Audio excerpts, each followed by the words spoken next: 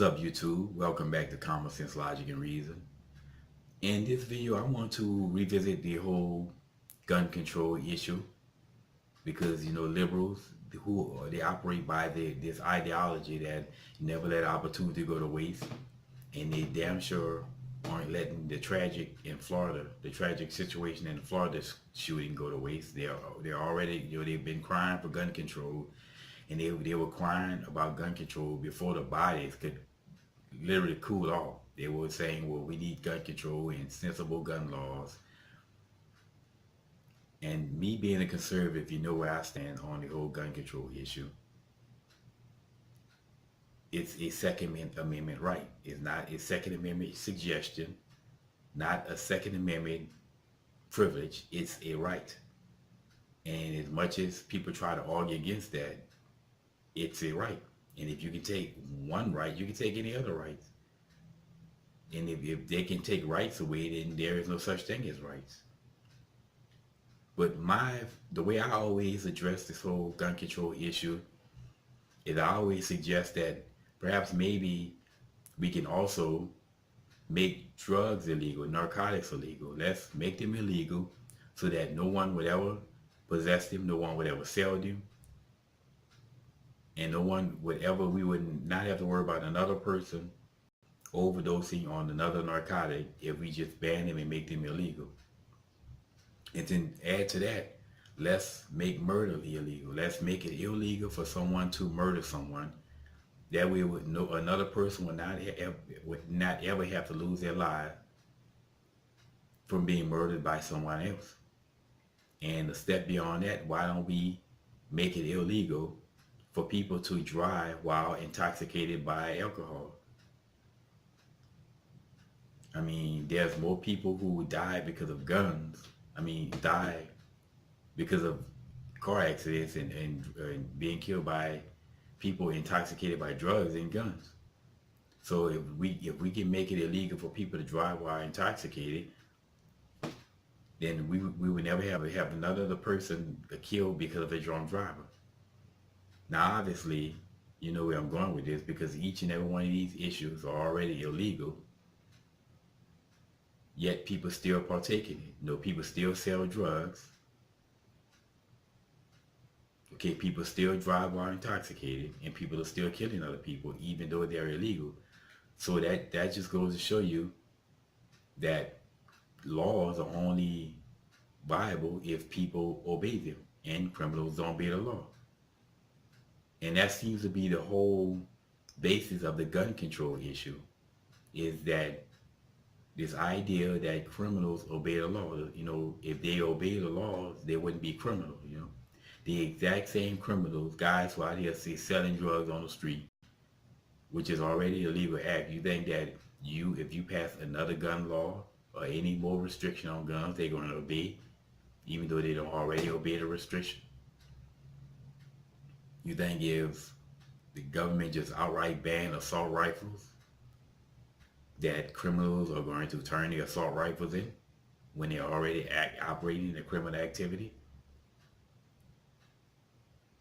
I seriously doubt it. And that's just the fallacy of this whole gun control issue, is that criminals don't obey the law.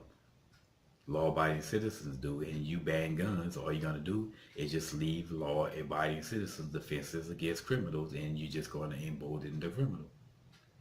And then beyond that, people will resort to other means like knives. Anyway, another issue that we always hear from liberals is this whole sensible gun law issue. We need to pass sensible gun laws. Well, what exactly is a sensible gun law? As Larry Elder said, what more sensible gun laws can we pass? We already have background check. Some places have a waiting period. You want an even longer waiting period, which is fine, but all the criminals will just wait longer. And statistically speaking, the majority of people who commit crime with guns usually get guns that they get from other people that they know. So they aren't actually illegal.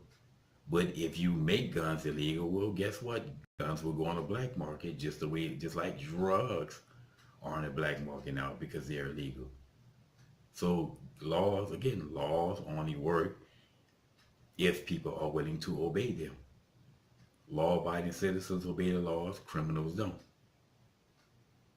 Now, another issue that should be addressed is, this idea of how often are guns used to deter crime.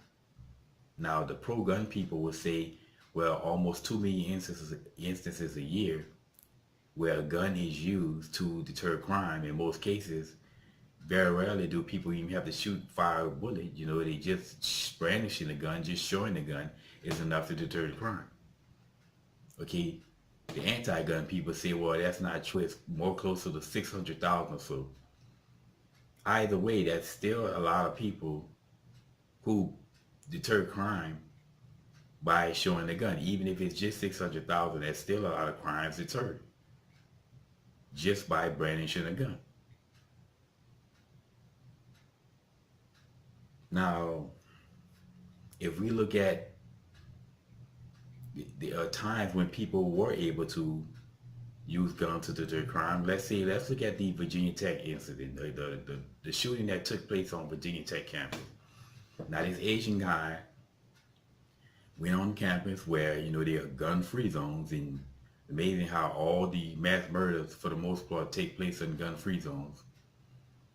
But he went, he killed up a whole bunch of defenseless people, and I believe it was, I can't remember, but I believe it was 20 to 30 plus people who were killed by this Asian guy because everybody was defenseless and didn't have any gun. Meanwhile, not too long after the Virginia Tech case, and I remember reading an article about this, there was another shooting that took place on a college campus. In this case, it was 2 people who lost their lives. And the reason why it was only 2 people, because there was someone on campus who had a gun, but it was in their car. They had to run out to their car to get their car, and they were able to hold the assailant at gunpoint till police came, possibly saving more lives. How many lives could have been saved at the Virginia Tech case if someone had a gun on them? And if the person at the college campus where 2 people were killed, if that person didn't have a gun, how many more people could have been killed in that situation? And could nobody have died if the person didn't have to run out to the car to get the gun? Could they have saved those 2 lives? So the thing about it is, I'll leave it like this here. Regardless if you're pro-gun, anti-gun, at the end of the day, life is a risk. You risk waking up in the morning, okay? You take a shower, that's a risk. Hell, you can slip and fall and hurt yourself, kill yourself taking a shower, You leave your house, jump in your car, drive somewhere, get on the road, it's a risk. Okay, you can be killed in a car accident. You can be killed by a drunk driver. You can cause an accident and die. It's a risk. You get on a plane. It's always a chance that that plane can fall out of the sky and you can be killed in a plane accident. Life is a risk. If you can either accept the fact that life is a risk, and we can mitigate dangers as much as we can, but there's only so much you can do. You can just accept the fact that life is a risk, and knowing that, live your life knowing that, or we can all be like the female in Final Destination Part 2. We can all be in padded cells wearing straitjacket.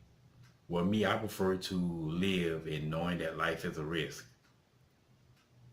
And that's just my view on the whole gun control issue. And people will have different views, but the fact is that, I'll say it again, gun ownership is a right. And you often hear people who try to use the well-regulated militia argument, but the Constitution doesn't say that you have to be in the well-regulated militia to own a gun. Or the right, it says that the right of the people to own guns should not be rescinded, not the right of the well-regulated militia. And the well-regulated militia is not the Coast Guard. A militia is a group of people who band together with arms, not the Coast Guard, not the government. But anyway, that's my view on it, and as always, y'all, until next time.